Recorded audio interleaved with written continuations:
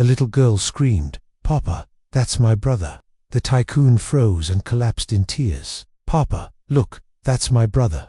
He looks just like me and like you." Sophie tugged at William Bennett's hand, her tiny finger pointing toward the park path. It was a quiet afternoon in Riverside Park. Since his wife Laura passed away from cancer, William had poured everything into raising Sophie alone. Their weekend walks were his way of holding on to her, and to the little girl who was now his whole world. William stopped in his tracks, startled by her words. "What did you just say?" he asked, narrowing his eyes at her. She spun around to face him, her yellow dress swishing with the movement, cheeks flushed with excitement. "Sophie," insisted, "that boy over there, sitting by the fountain, he's my brother." William turned to look. A little boy, no older than 5, sat huddled on the edge of the concrete bench, a battered cardboard box clutched to his chest. His clothes were torn and dirty, and his shoes barely held together.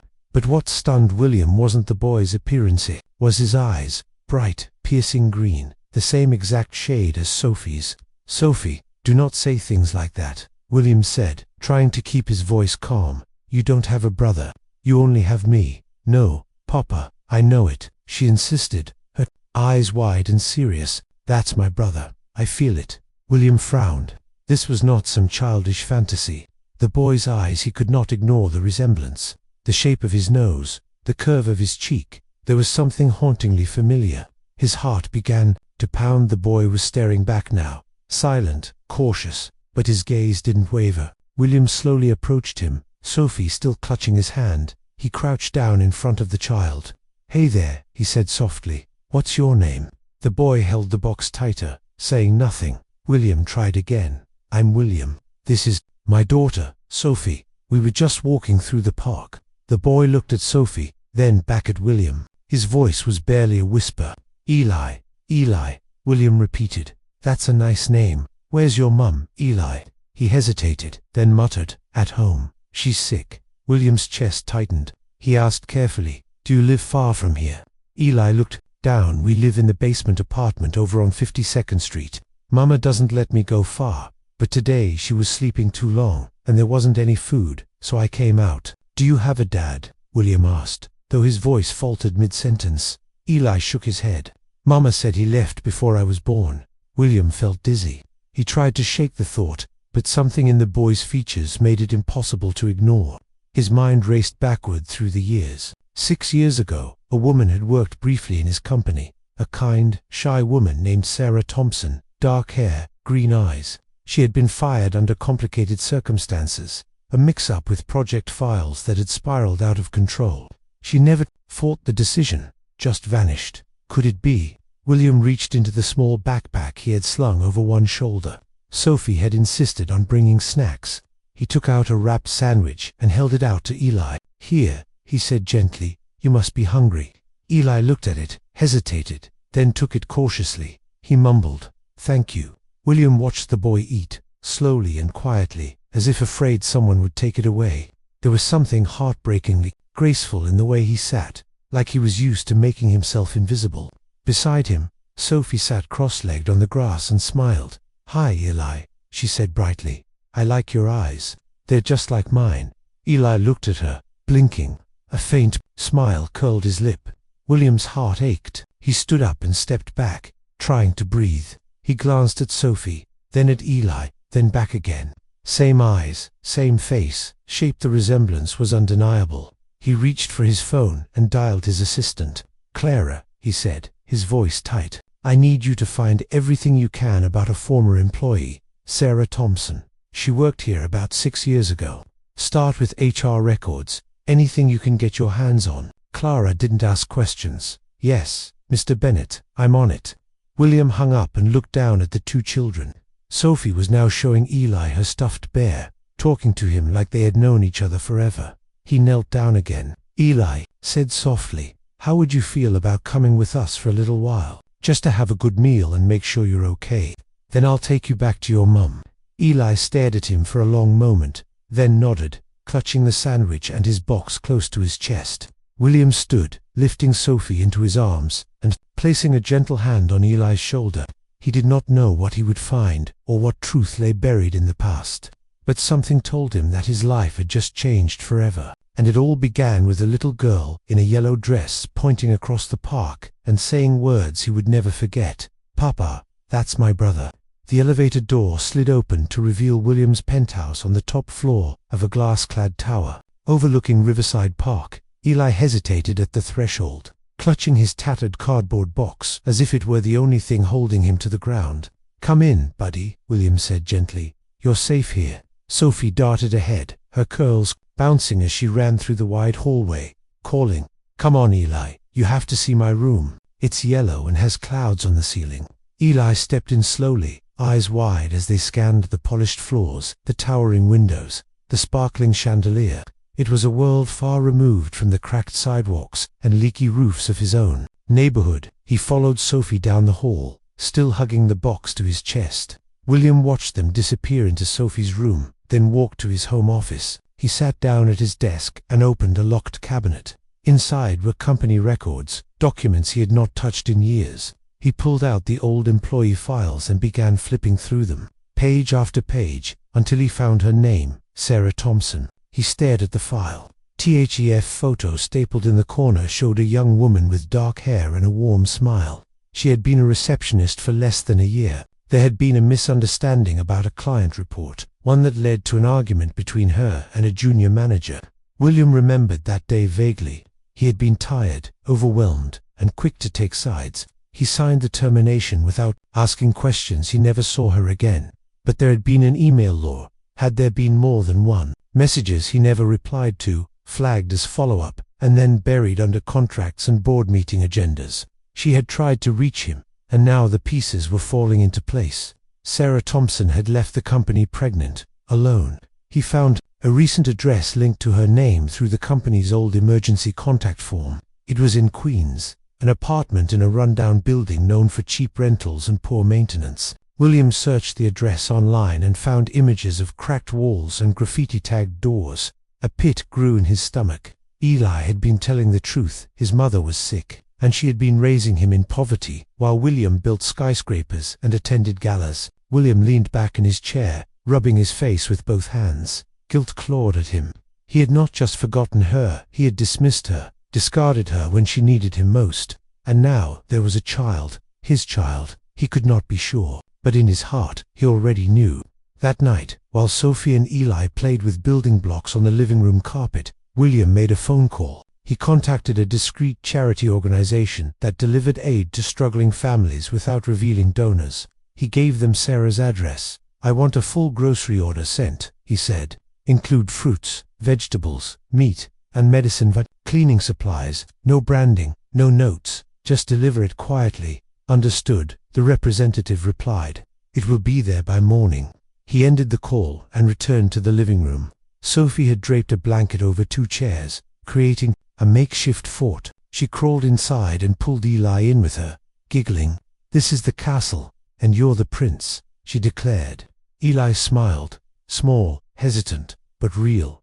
William felt a lump in his throat. The way the boy responded to kindness, the way he looked at Sophie like she was the sun, the way his shoulders relaxed just slightly when no one raised their voice. He had seen all this before, in himself, in people who had grown up too fast. William stood at the edge of the scene, silently watching.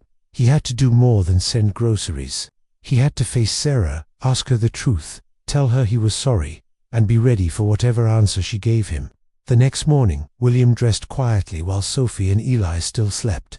When they woke, he gave them breakfast pancakes, fresh strawberries, orange juice.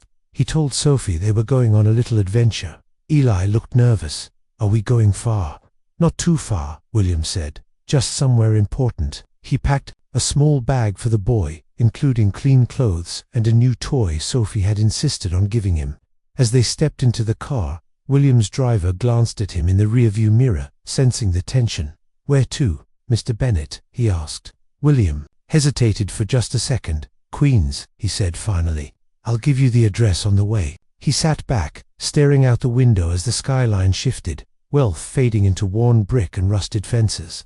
His heart pounded as they neared the address. Today, he would face the past. Today, he would find out if the boy beside him was truly his son, and if he was, William vowed silently, He would never let him go again. The car crawled through a narrow street, lined with graffiti-covered buildings and rusted fire escapes. William sat silently, watching the scenery shift from sleek glass towers to crumbling brick and worn sidewalks. He had passed neighborhoods like this before, but today it felt personal. When they arrived, he stepped out with Eli by his side. The boy clutched his small bag, eyes scanning the peeling paint and dim hallways. William took a deep breath and knocked on the faded blue door of apartment 3C. Footsteps approached. System. The door creaked open. Sarah stood there, her eyes widening in disbelief. Her hair was pulled back in a tired bun, her face pale and thinner, but still held a quiet grace that William recognized instantly. "Eli," she gasped. The boy rushed into her arms. "Mama." Sarah clutched him, then looked up. Her system, her voice dropped cold. "William, what are you doing here?" he said softly. "I need to talk to you."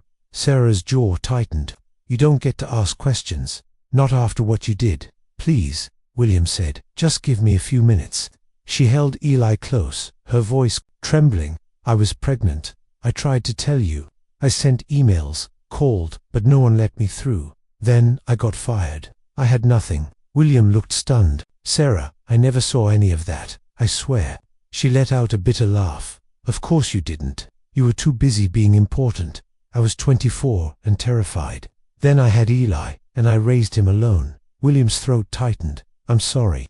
I should have asked, looked for you." Sarah shook her head. "You don't get to show up now and play savior. Eli has a life. It's not much, but it's ours." He swallowed hard. "Sarah, is he my son?" She hesitated. Then, with a tear rolling down her cheek, she nodded. "Yes, but I don't want your money. I just want to protect him." William knelt beside her. "I'm not here to take him away. I just want to help." Sarah's eyes were wary.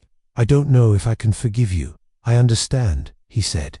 "But please, let me treat you." He reached into his coat and placed an envelope on the counter. "This isn't for forgiveness. It's for Eli. Rent, medicine, food. I'll come back tomorrow." Sarah picked up the envelope, her fingers trembling.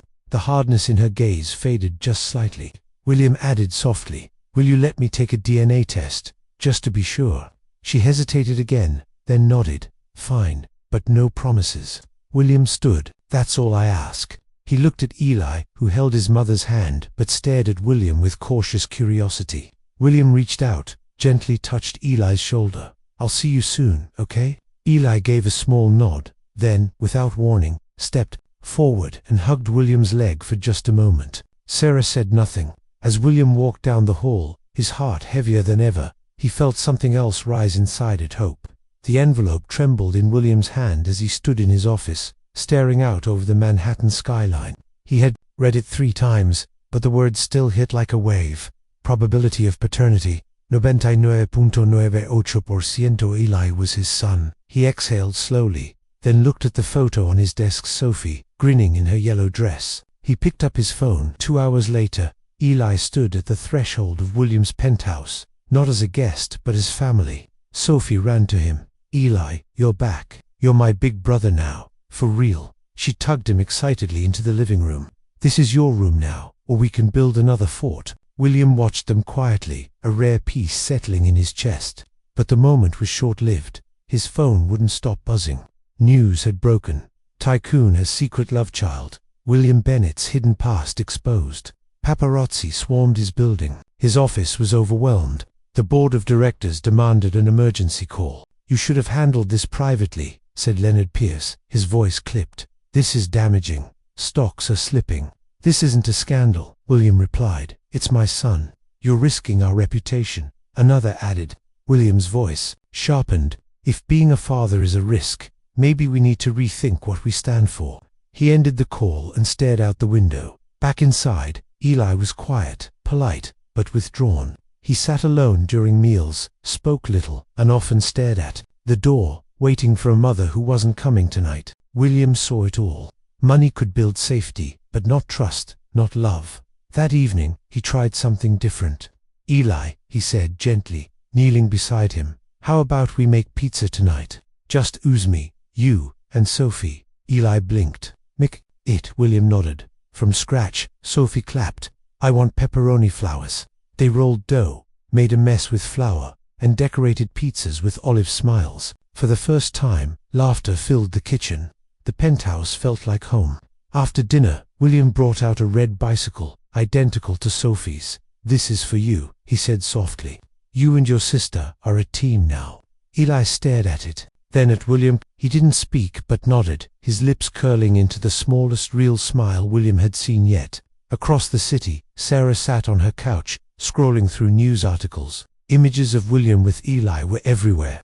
Her chest tightened. He looked genuine, but could he really have changed? Her phone buzzed. "William Bennett. Sarah, I know this is a lot, but I want to do this right for Eli and for you. Please come visit. No pressure. Let's figure this out together." She read it again and again, then set the phone down. She remembered nights rocking Eli to sleep, wondering if she had made the right choice keeping him away. But now, that Mantha, one who broke her heart, had faced the media storm, accepted Eli publicly, and stood firm. Maybe, just maybe, in the penthouse, Eli and Sophie were curled up under a blanket, a cartoon flickering in front of them. Eli's head rested gently on Sophie's shoulder. William stepped out onto the balcony and stood in the cool night air. He had failed before, but he would not fail again. Tomorrow, Sarah would come, and he would be ready. Sarah stepped out of the elevator, her hands clenched tightly around the strap of her purse. The penthouse doors opened, revealing the warmth and light inside. Laughter echoed from the living room. She hesitated. William greeted her with a soft smile. "Sarah," he said, "thank you for coming." She nodded stiffly. "I'm here for Eli." William stepped aside, letting her in without another word. Eli was sprawled on the floor beside Sophie, both children surrounded by puzzle pieces and crayons. He looked up, his face lighting up. "Mama," he called, running into her arms. Sarah knelt, hugging him tightly. "How are you, sweetheart?" she asked. "I like it here," he said. "Sophie's funny. We're drawing planets." Sarah smiled faintly, but her eyes flicked toward William, wary. As the children played, William quietly offered her a cup of tea and motioned toward the sitting area. "Can we talk?" She sat down, still guarded. "I've made arrangements," William began, keeping his tone calm, "for your medical treatment. I spoke with the physician at the Crestview Center. You'll have access to anything you need, no cost to you." Sarah stiffened. "I didn't ask for your charity." "I know," he said gently. "This isn't charity. It's the least I can do for what I took from you." She looked away, silent. "I also spoke to a partner company," he continued. "They have an opening in their communications team. If you're interested, it's yours. No obligations." Sarah raised an eyebrow. "So now I owe you a job too?" "No," William said. "You owe me nothing. I just want to help. You deserve a life that isn't built on surviving." Sarah stared at him, conflicted. She had imagined this meeting would be filled with pretense, with hollow words, but instead, here he was, not asking for her forgiveness, just quietly trying to fix what had been broken. Later that evening, while she watched Eli play with Sophie, something remarkable happened. Eli was building a tower of blocks. It toppled over, and Sophie giggled. William bent down to help him rebuild it. "Want to try again?" he asked. Eli looked up and, without thinking, said softly, "Okay, Dad." William froze. So did Sarah. Eli continued stacking blocks, unaware of the moment he had created. William swallowed hard. He did not speak, but his eyes met Sarah's across the room, shimmering with unshed emotion. Sarah said nothing. She simply watched them, her heart aching. The next morning, as she gathered her things to leave, she found a small box placed on the side table with a note. She opened it. Inside was a delicate silver necklace with a pendant, an engraved disc with two names etched into the surface, Eli and Sophie. The note read, "So you always remember that whatever happens between us, we are still a family because of them." Her hands trembled as she closed the box. She walked into the kitchen, where William stood preparing breakfast with the kids. She cleared her throat. "William," she said quietly, "I heard about my mother's hospital bill, the one that got paid last week." William looked up, surprised. "I didn't tell you she was sick," Sarah said. "But you found out, and you helped." "I didn't want to make a show of it," William said. "I just wanted to help her get better." Sarah's voice cracked. "You could have told me." He looked at her and said simply, "It was not about me. It was about what she means to you." Tears welled in her eyes. "Why are you doing all this?" "Because I failed you once," William said, "and I will spend the rest of my life trying not to fail you again." Sarah stood still for a long time, then nodded slowly.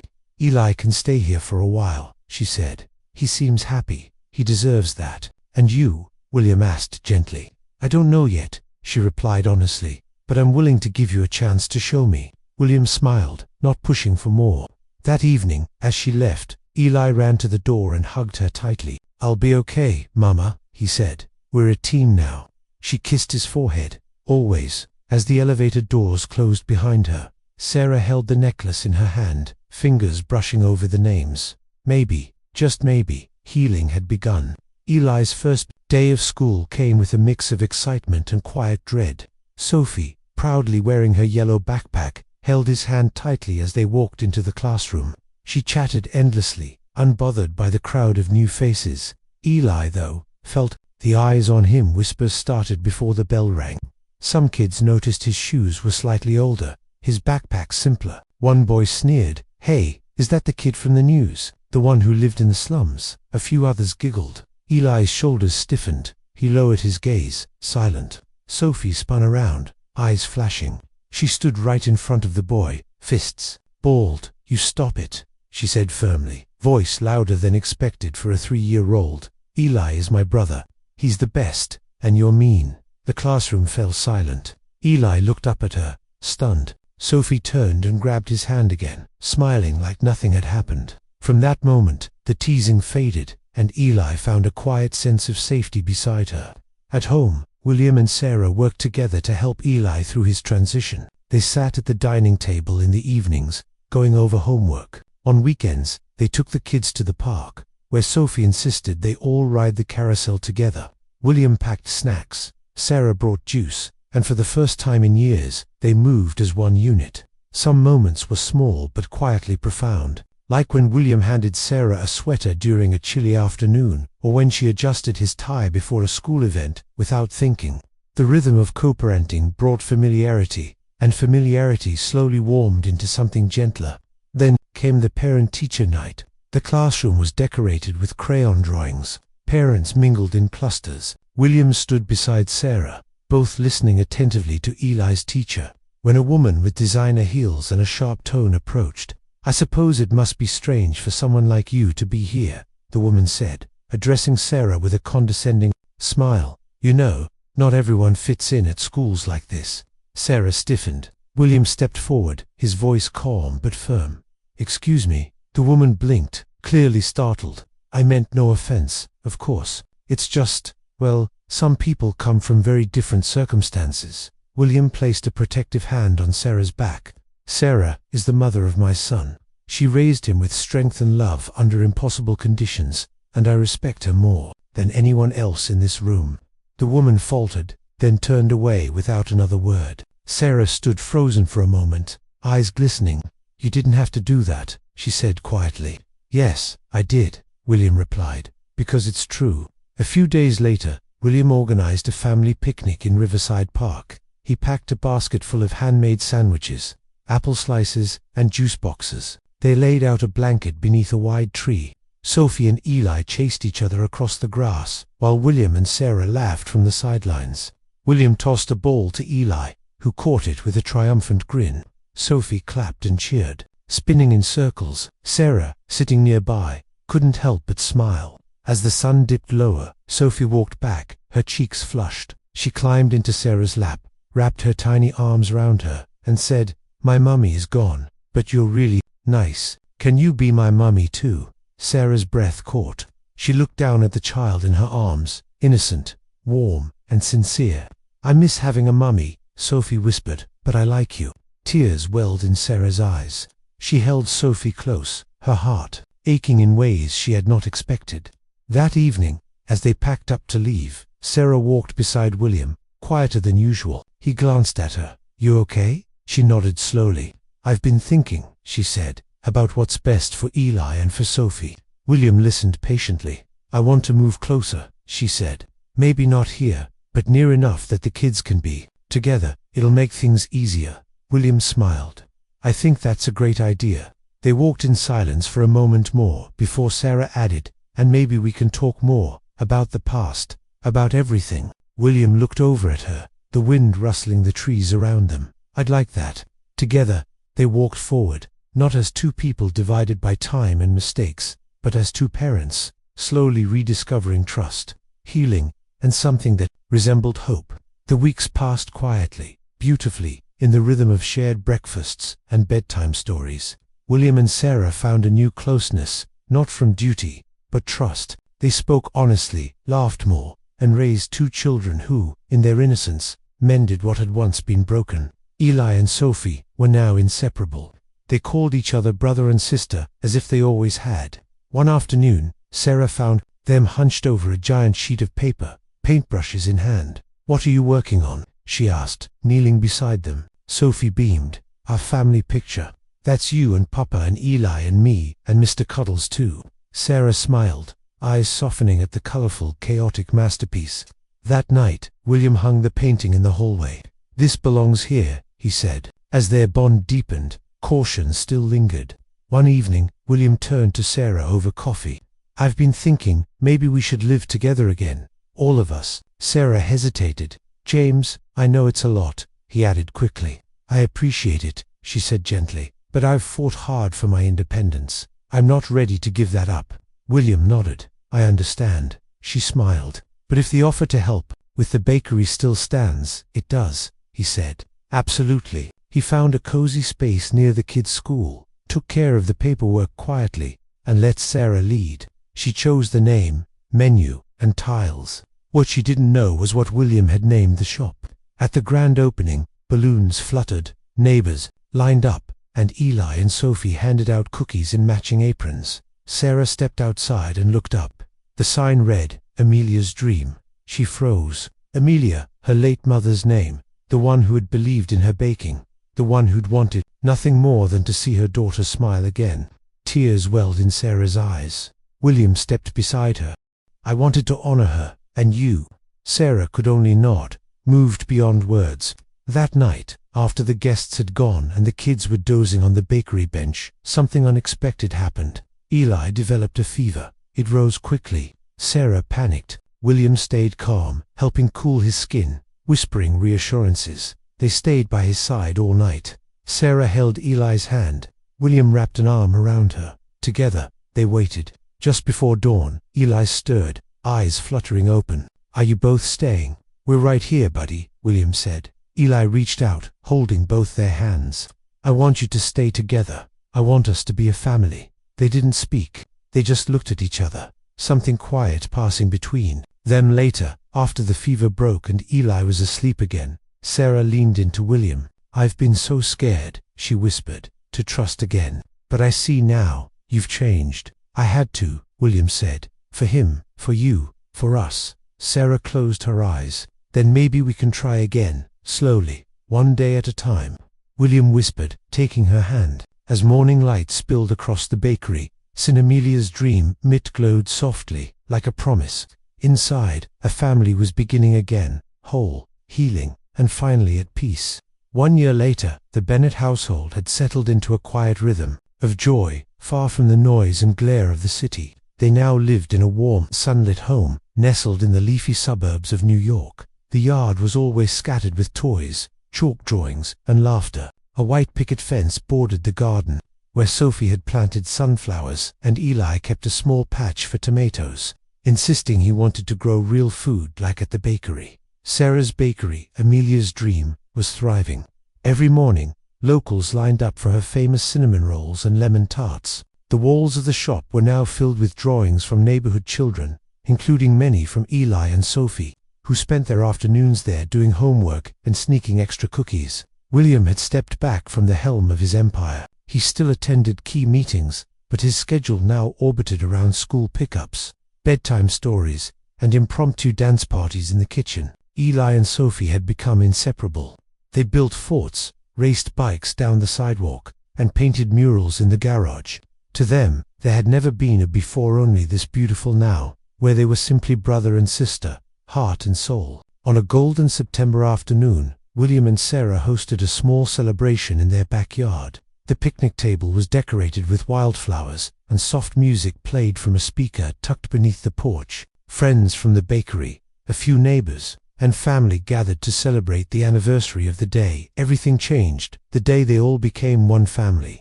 William grilled while Sarah brought out her signature strawberry shortcake. Sophie danced around in a yellow tutu while Eli helped set the table, carefully arranging the plates. As the sun dipped toward the horizon, William tapped his glass. "Thank you all for being here," he said.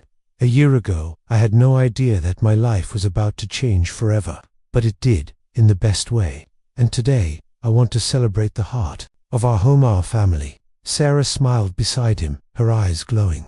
Just then, Eli and Sophie came running forward. "We have a surprise," Sophie squealed. They handed their parents a large, carefully folded piece of paper. When William opened it, his breath caught in his chest.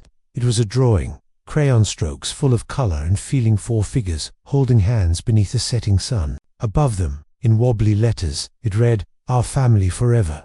Sarah's hand found William's, and their eyes met. No words needed. William leaned down, kissed the top of each child's head, then turned to Sarah.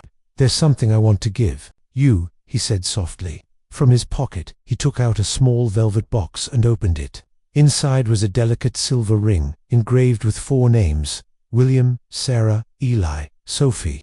"This is not a proposal," he said, voice thick with emotion. "This is a promise that I will always be here for all of you, no matter what." Sarah's eyes filled with tears. She slipped the ring onto her finger, holding his gaze. "Then I promise the same." As twilight settled over the yard, the family sat on the porch swing together. The children leaned against their parents, eyes drooping from the long day. Laughter echoed as fireflies blinked in the garden. William looked around, his heart full. "We may have lost each other once," he said, "but we're never letting go again." Sarah nodded, her head resting against his shoulder. And so, the story ended, not with grand gestures, but with something far greater: a family, whole, forgiven, unbreakable, under the fading light of a gentle sky. They simply held on to one another, because real love always finds its way home. Thank you for watching this deeply moving journey of love, redemption, and second chances. William, Sarah, Eli, and Sophie remind us that no matter how broken the past may be, forgiveness and compassion can build a future worth fighting for. If this story touched your heart, do not forget to like, share, and most importantly, subscribe to Kindness Power for more real-life inspired tales that heal, inspire, and bring warmth to your soul. Because sometimes, the most powerful stories are the ones that remind us what it means to be family. We'll see you in the next story. Until then, take care and keep your heart open.